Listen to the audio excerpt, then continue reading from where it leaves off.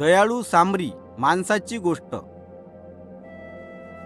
एक दिवस यहुदी नियमशास्त्राचा एक पंडित माणूस येशूच्या पाशी आला आणि तो लोकायले हे दाखवायले आला की येशू चुकीची शिकवण देऊ राहिला आहे। म्हणून त्याने म्हटलं, हे गुरुजी, अनंत काळाचे जीवन मिळण्यासाठी मी काय करू? तेव्हा येशूने उत्तर दिले, देवाच्या नियमशास्त्रामध्ये काय लिहिले आहे? त्या माणसाने म्हटलं, त्यामध्ये असं लिहिलं आहे की आपल्या देवावर आपल्या संपूर्ण मनाने, संपूर्ण जीवाने आणि संपूर्ण शक्तीने आणि संपूर्ण बुद्धीने प्रेम कर आणि आपल्या शेजाऱ्यावर आपल्यासारखेच प्रेम कर। तेव्हा येशूने उत्तर दिले, तू एकदम बरोबर बोलला आहेस। जर तू असं करणार तर तुला अनंत जीवन मिळणार। पण तो नियमशास्त्राचा पंडित स्वतःले लोकांच्या समोर असं दाखवत होता की मी धर्मी हाव। म्हणून त्याने येशूले विचारलं, ठीक आहे, तर माया शेजारी कोण आहे? तेव्हा येशूने त्या नियमशास्त्राच्या पंडिताले एक गोष्ट सांगून त्याले उत्तर दिले। एक यहुदी माणूस होता जो एका रस्त्याने यरुशलेम मधून येरिओ नगराले जात होता।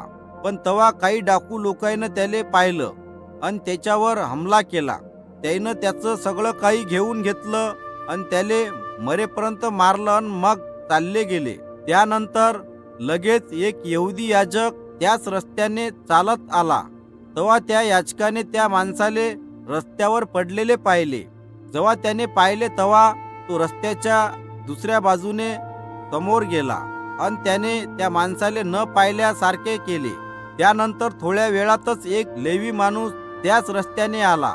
तो लेवी माणूस पण त्या माणसाच्या इकडे न पाहिल्यासारखे करून समोर निघून गेला। आणि मग तिसरा माणूस आला जो सामरी नगराचा होता। त्या सामरी माणसाने रस्त्याच्या बाजूने त्या माणसाले पाहिलं। त्यानं पाहिलं तर तो यहुदी माणूस निघाला, तरी पण त्याने त्याच्यावर दया करून त्याची काळजी केली आणि त्याच्या जखमावर पट्ट्या बांधल्या।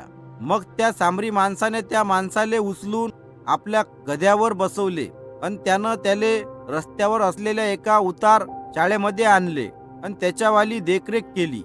दुसऱ्या दिवशी त्या सामरी माणसाले समोर प्रवास करायचा होता, म्हणून त्याने उतारशाळेच्या व्यवस्थापकाले काही पैसे देऊन म्हटलं, या माणसाची काळजी घेजो आणि जर यापेक्षा काही अधिक पैसे तुझ्याले खर्च झाले तर मी तो खर्च वापस आल्यावर तुले देऊन देईन।